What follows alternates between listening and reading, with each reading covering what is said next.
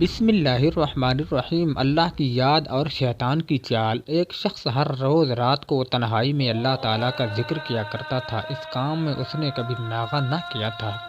ایک دن شیطان نے اس کے دل میں وسوسہ ڈالا کہ اے شخص، تو ہر روز رات کو اللہ اللہ کرتا ہے اور ایک مدت گزر گئی اس کام کو کرتے ہوئے، لیکن کیا کبھی ایک بار بھی اللہ تعالیٰ کی بارگاہ سے جواب میں لبیک ہوئی ہے؟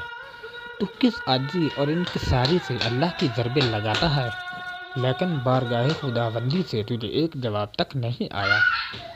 اس شخص کے دل میں اس خیال کا آنا تھا کہ وہ پریشان ہو گیا اور شکستہ خاطر ہو کر لیٹ گیا۔ خواب میں اسے حضرت خضر علیہ السلام کی زیارت ہوئی۔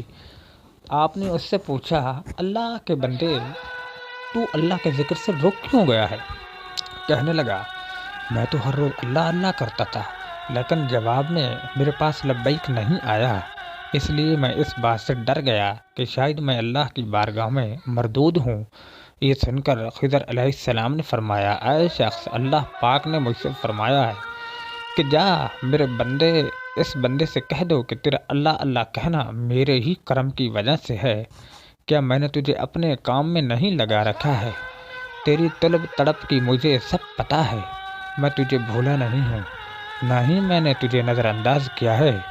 تیری ہر پکار پر اور ہر بار اللہ کہنے پر میں تجھے 1000 بار لبیک لبیک کہتا ہوں۔